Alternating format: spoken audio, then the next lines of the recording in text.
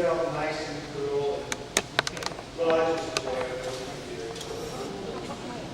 This is a night we have looked forward to for years. The Mercer logs are the single most important document in the history of South Texas, period. And we were lucky enough to fall heir to them. That was only a small, tiny part of it. We have, so what do we do with them? We take you back a little bit. It is amazing they are here. They were loaned out to anyone and everyone who wanted to see them over the years. One of our dear local residents, Miss Marcy, who many of you have met, when a child played with them in the attic of the Mercer house. These little girls would take them out and play with them. Many times they would be loaned out and come back and play with this. Finally, upon the death of Miss Emma Ray Mercer, Westmoreland, they were willed to the museum. It took us a while to retrieve them because they were kind of mixed up and all the other things. When we finally got them, this is the truth, they were wrapped up in a steel toolbox. Not locked, just closed. How they ever survived, I do not know. At that point, Dr. John Guthrie Ford said, yeah, we really should do something permanent, something important, something to take care of. And he arranged for us to store them with a genuine archivist in a genuine archive in Corpus Christi, Texas. At that point, at last, they were safe. Now they're safe, and we have copies of them, but so what? What do we do with them? They're practically unreadable. They're written in Crowell pen. It's very, very difficult. We had a group of very dedicated volunteers transcribe many of the papers. Finally, we asked Dr. Ford to take them and turn them into a book, which he has done. He is one of the preeminent historians in our region. We were so happy to have him take on this job. This book that's going to be available on pre-order only tonight is one you must have if you have an interest in the history of Fort Oasis. My only regret is that we do not have the years to cover the Civil War if they existed. If indeed they were destroyed, then Captain Kittredge will have something to say upstairs when he meets the judge. Mark, are you ready to introduce Guthrie, or would you like to do that? Me. Okay. Ladies and gentlemen, Dr. John Guthrie Ford.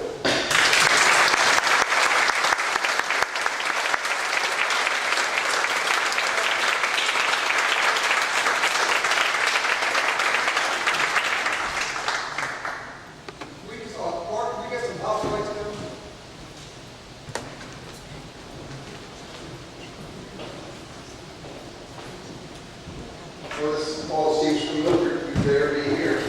And waiting on the reversal of that, and I can get up there and get here. I'm going to talk about the Mercer logs, and then I will be happy to take any questions you might have for about 40 minutes. And then the remainder of the evening, I'm going to describe the history product. Rick has already previewed it, the Mercer log book. And I'm going to have a nice person come up to the podium, and Ms. Nancy Downey is going to tell you how you can acquire that this evening if you so choose.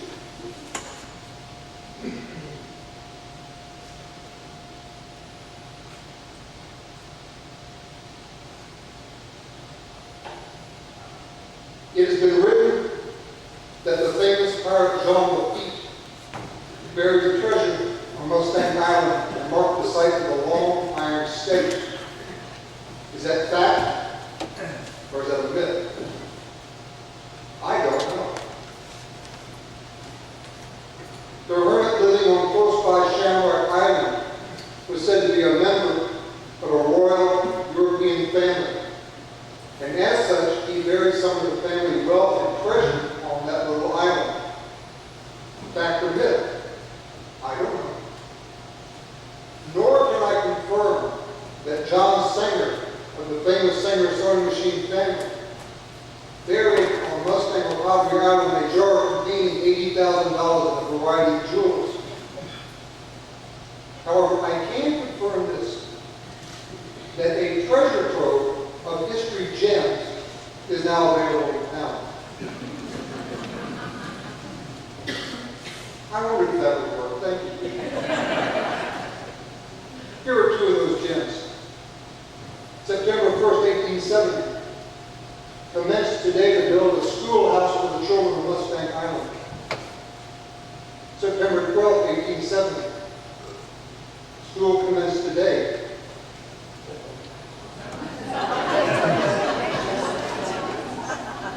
Yeah, just read that. If these look like the entries in a daily diary, you're absolutely correct. They are. Which segues us to the topic of the evening, the Mercer Laws. The 1866 to 1877 diary of pioneer times on Mustang Island.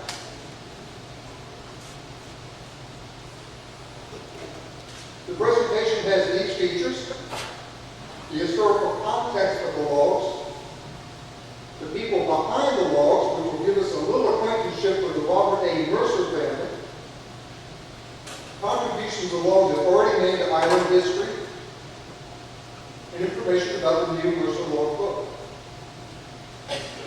Now, throughout the presentation, I've included actual verbatim log entries, and I believe these will give you a sense of the quality of life on early Mustang Island.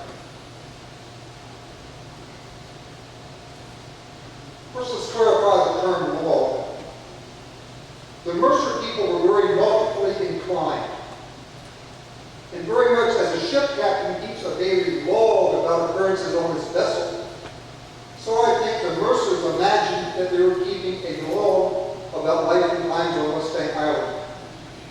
Well, whatever that reason might be, the logs were kept on large ledger-sized sheets, 14 by 6 inches. And here's one of those sheets for the 1st, 2nd, and 3rd of April, 1876. And the handwriting here is about average. Some logs are a bit more legible, some a bit less so.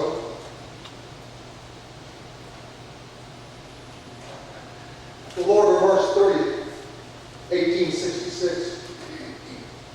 The moon went blind tonight.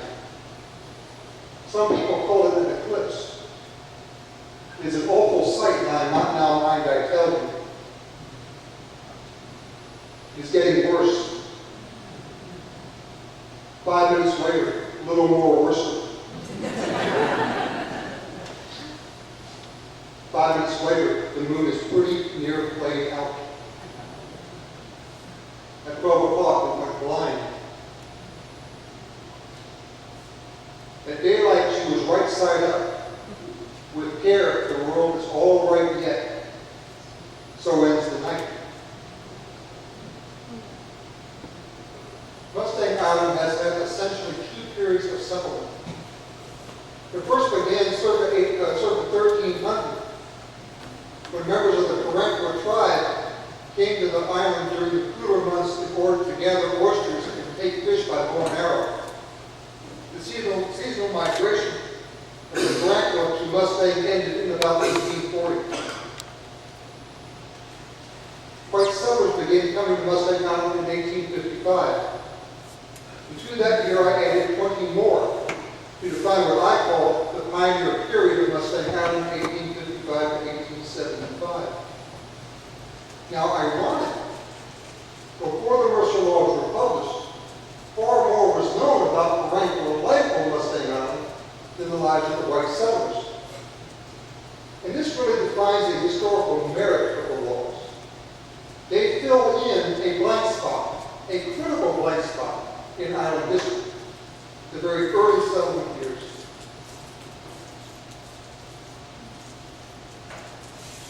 The Mercer Laws are attributed to the Robert A. Mercer family.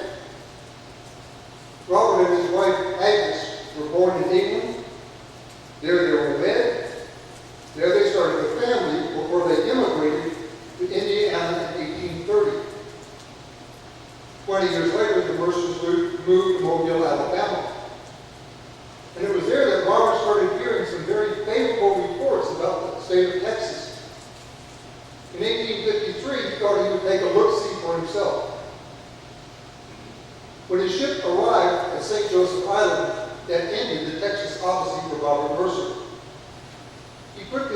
to an excellent business opportunity, one involving light terminal. Some cargo ships that came through the Aransas Pass were so large and drew so much water they could not continue on to the inland ports of Corpus Christi and Rockport.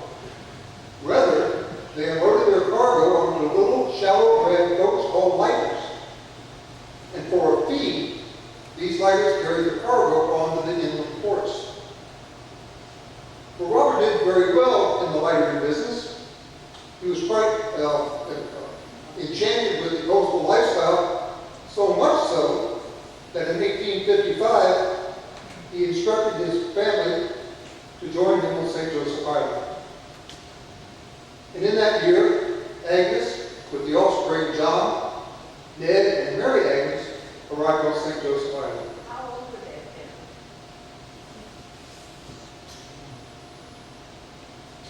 John would have been 15, Ned would have been 13, and Mary Agnes would have been 12. Who asked that question? Okay. How did I do? You didn't, well, I don't know.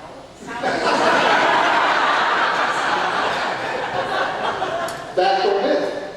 I will not tell. Robert did not settle his people on St. Joseph Island. Rather, he crossed the Aransas Pass and came on the unpopulated Mustang Island. And by 1856, the Mercers had established a viable homestead, which naturally attracted more settlers to the island. By 1861, there were about a dozen homesteads on the island, most of them close to the north shore, pretty much where Port Aransas is today, but some scattered to the south. The Great American Civil War came to the island in 1862, when a federal warship took station off the Aransas Pass in order to close that critical waterway to southern shipping. In short order, the federal sailors started coming onto the island to remove cattle and water to resupply their provisions. Some islanders took offense at that. And in February of 1862, they opened fire on the federal party.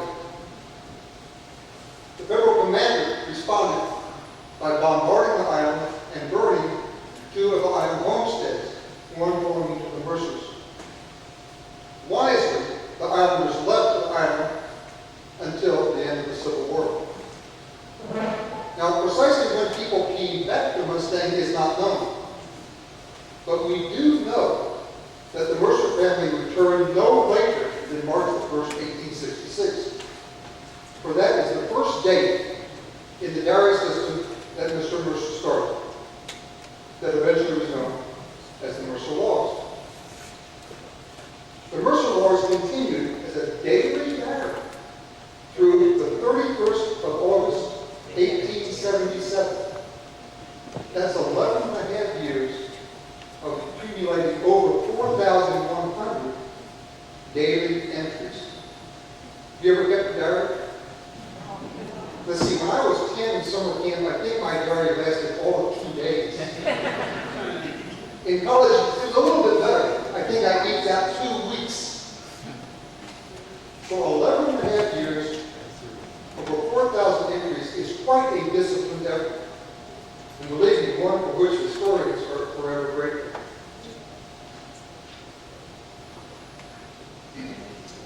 February 16, 1874, preacher Southland came from St. Joseph's and preached a sermon and had prayers at Captain Club's house. He had a congregation that required a great many prayers and several long sermons to cleanse their sins. Nothing ever changed. July 4th, 1877, the Rockport Brass Band gave us fine music. At dark, the dance began, but most of the Rockport ladies belonged to the church. Only 3 ladies to dance.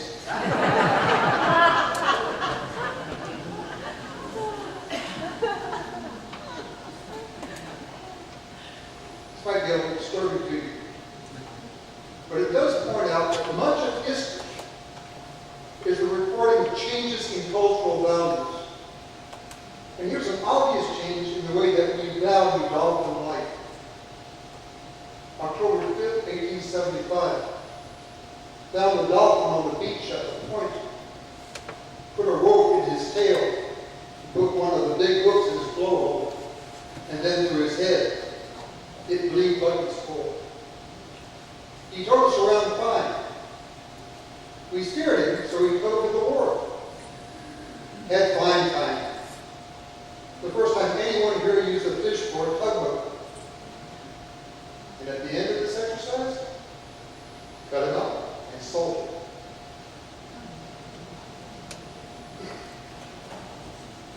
The logs were kept by Robert the Patriarch and his offspring John, Ned, Mary Agnes, and Jane, a daughter who joined the Mercers on the Mustang Island after the Civil War.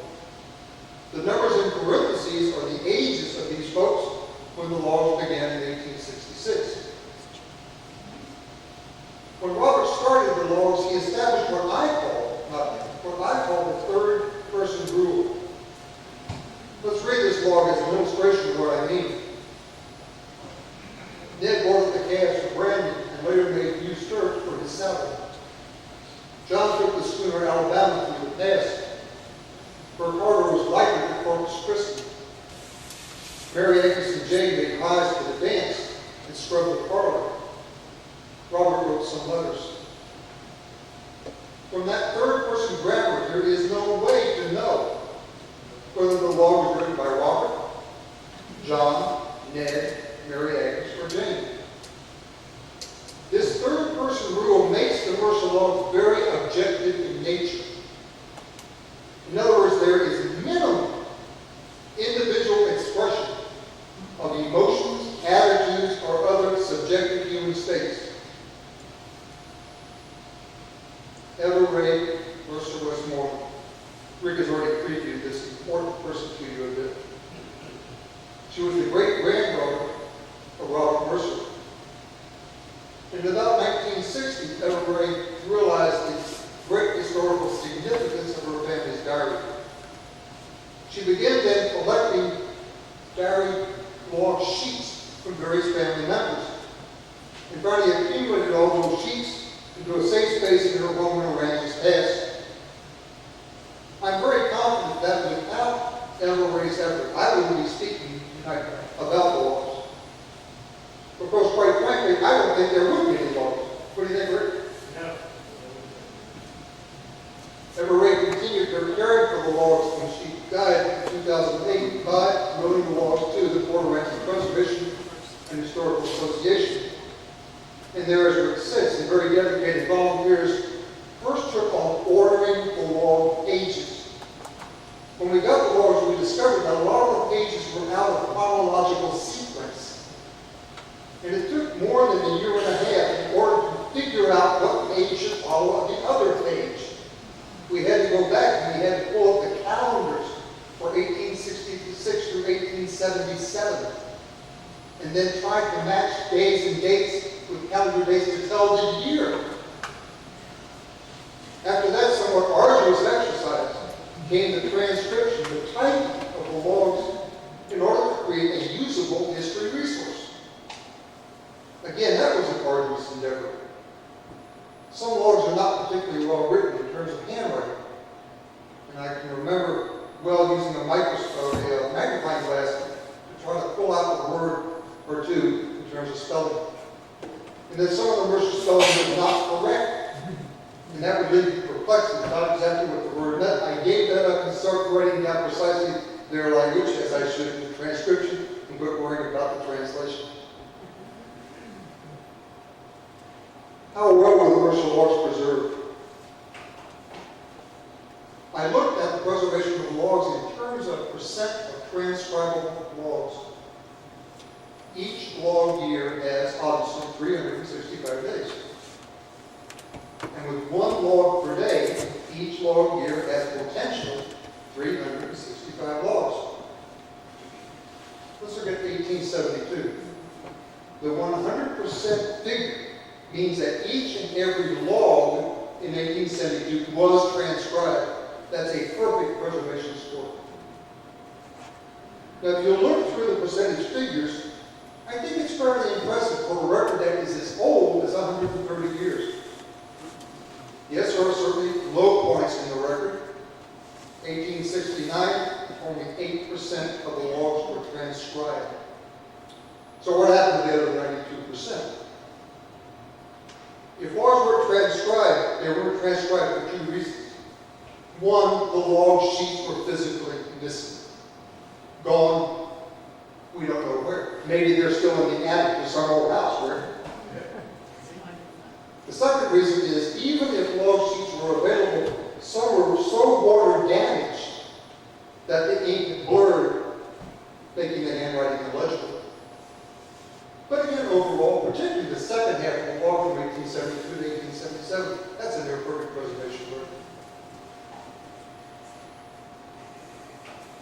The Mercer logs have already started to contribute to island history in three domains. The logs have told us some details about island ranches. A homestead was called a ranch in island speak. The logs have told us some details about the Mustang Island cattle period and given us some information about early maritime days. When the Mercers came to Mustang Island, they named their homestead El Mar Rancho, the Sea Ranch.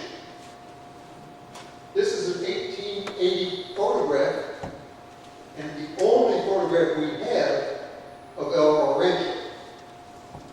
There are three structures. Each of those structures is a residence for a Mercer. The people are members of the John and Ned Mercer families.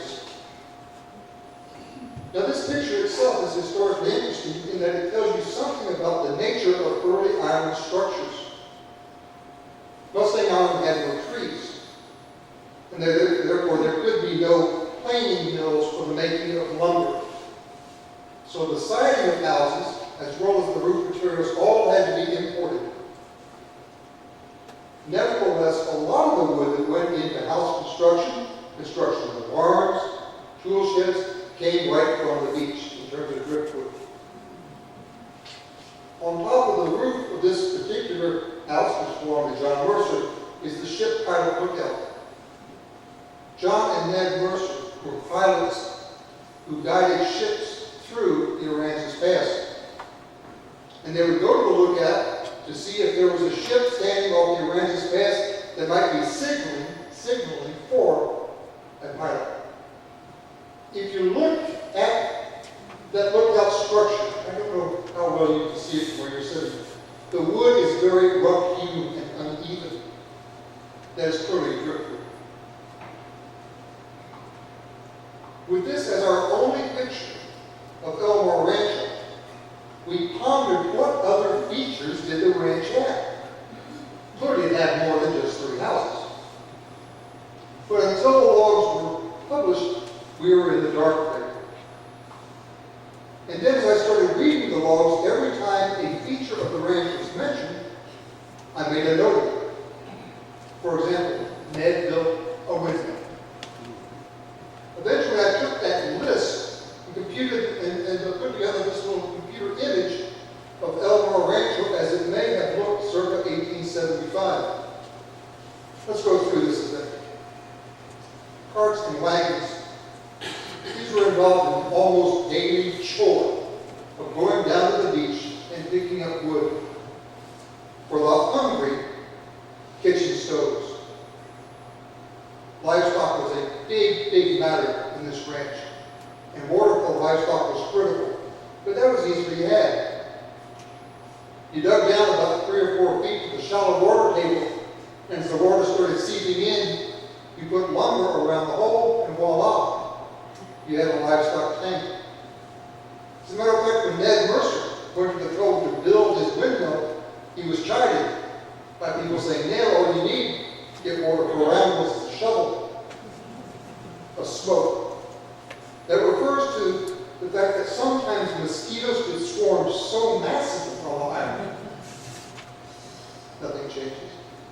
That man and beast would stand in the smoke of a billowing fire for just some temporary relief. The agricultural agricultural field and garden were sophisticated, they were terraced, they were fenced.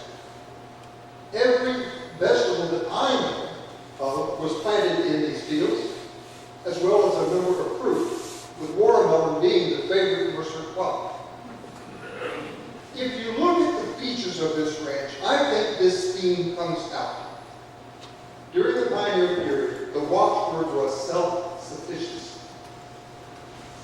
If your wagon broke, if your sailboat broke, you went to the blacksmith facility, you went to your tool shop, and you had to be a good mechanic, you had to be a good fabricator, you may be building a new wagon coming.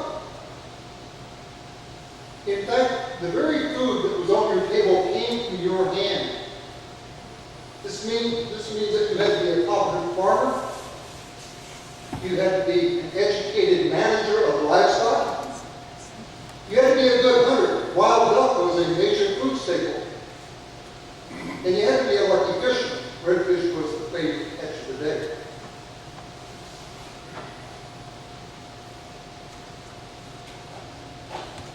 September logs, 1870. Mr. Dunn put the claws on the Mustang and kept them in our pen for the night. Mr. Dunn went down the island. He's going to drive the balance of the Mustangs up tomorrow. They brought the Mustangs abreast of Club's place, and they stampeded and went back down the island. Mr. Dunn and his crowd left for Corpus. He says he will try and sell the Mustangs as they run on the island.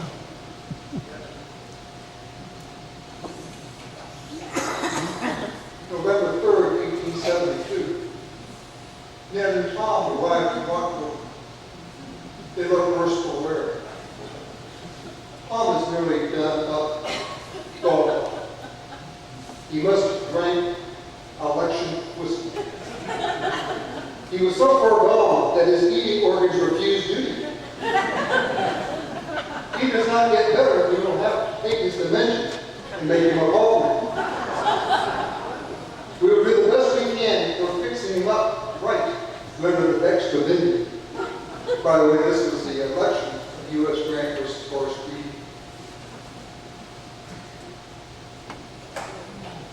Logs have helped us understand more details about the Mustang Island cattle period. This cattle period was part and parcel of the much larger Texas cattle era that started after the Civil War.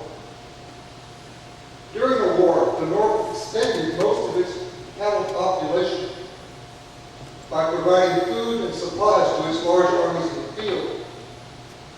At the end of the war, northern manufacturers were eager to once again offer products derived from cattle. Products such as candle and axle grease derived from the tallow of cattle. Cattle hides were used for making boots, shoes, and clothing. Cattle bones were used in the manufacture of fertilizer, and cattle horns were used in the manufacture of buttons and fasteners. Now, there was only one place in the United States that could meet the hungry northern marketplace, and that was Cattle Ridge, Texas. In 1866, there were literally millions of cattle running free range in Texas. Barbed wire had not yet been instituted. And overnight, Texas became cattle. And some Mustang Islanders joined this economic boom. In 1866, I am estimating, and this is a guess, that the size of the common Mustang cattle herd was about 1,200. What do I mean by common herd? Mustang Island had no fences. Everyone's cattle ran together. Of course, the big fence around the island was the water. Since all the cattle were intermingled, this meant that people needed to create brands in order to identify their individual animals. And here are 4 of the Mercer brands that were registered in Nueces County in the 1860s.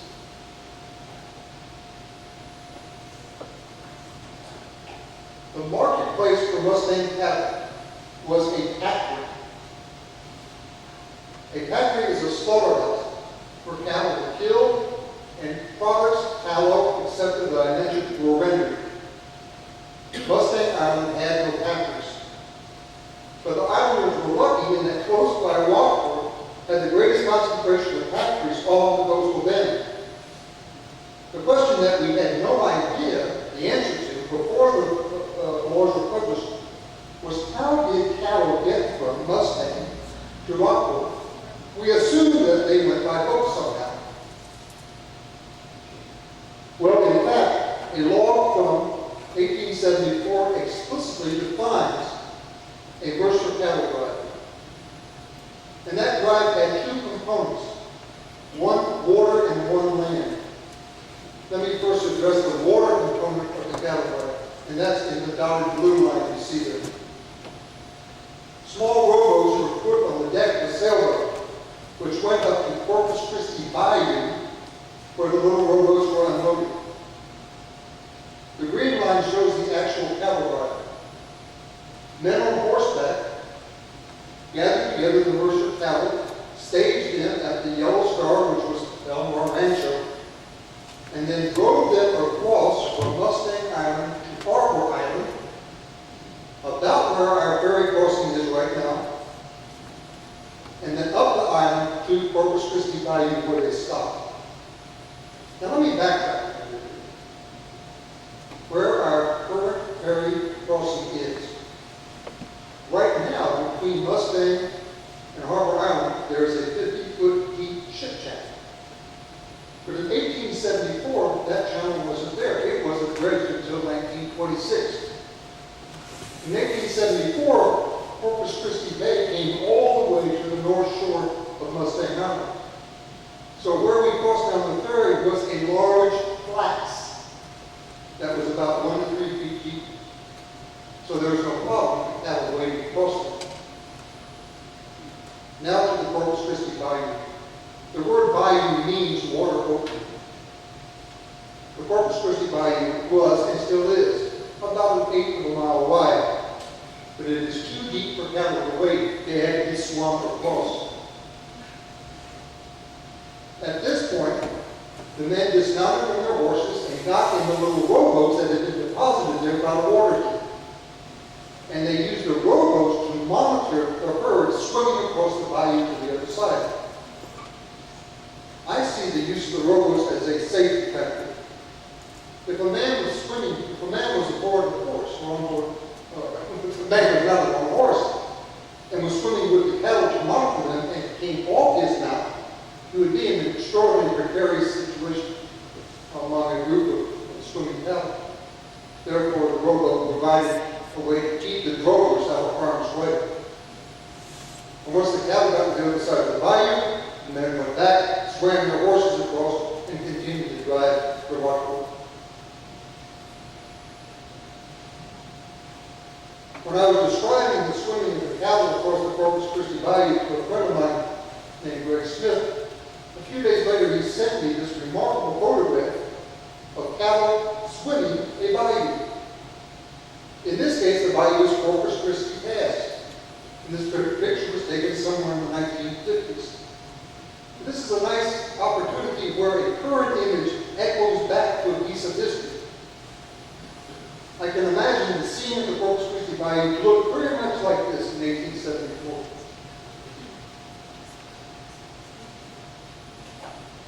Won't you come home, John Mercer? Won't you come home?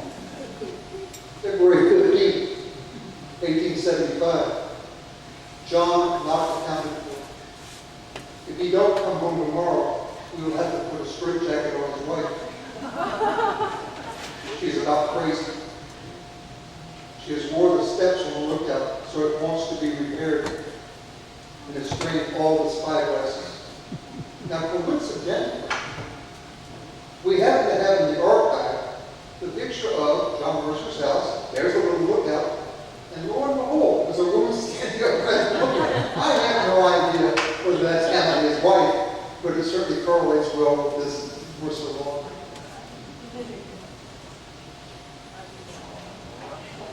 May 5th, 1872.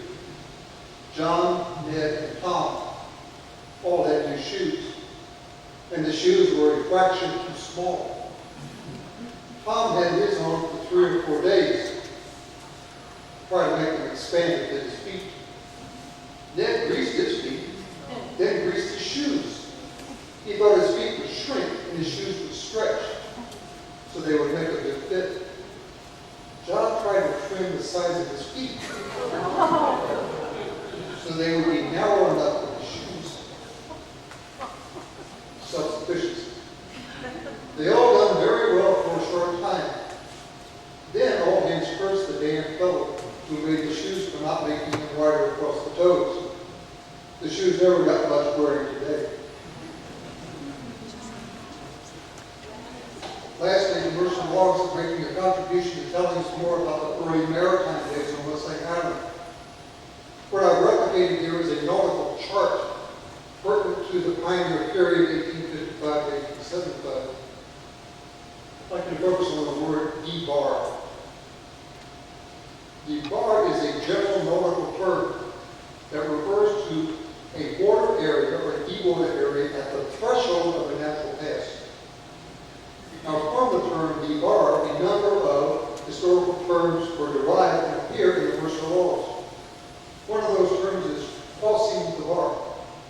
And what that means is a vessel is starting to enter into the pass. It literally crosses through the bar on its way through the pass.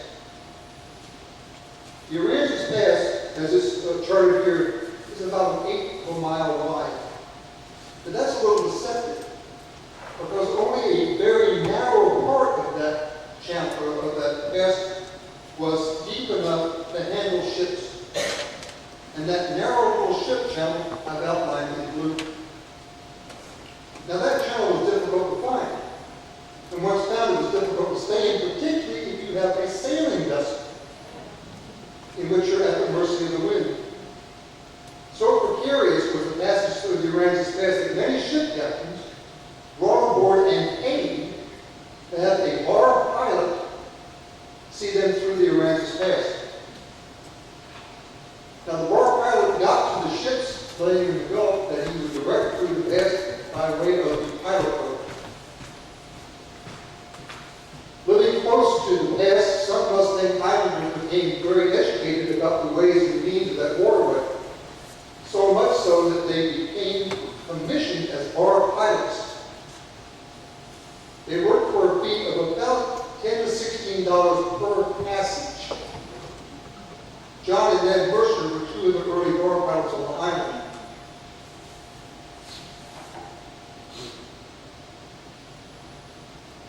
The bar pilots congregated around the cove and wharf area. The cove is very analogous to Turtle Cove today and the harbor marina. On the north part of the island, the cove had a very sophisticated T-headed wharf that had davits for raising the pilot boats out of the water, saving them from flood tides and the ravages of barnacles. There was a boat yard for repairing vessels. The quarantine station is explicitly explained by a September 1973 law. 1873 law. There is news of yellow fever in Galveston. No more vessels are allowed to go to Corpus. The pilot house is where pilots would send by flag signals to and read signals from vessels standing off in the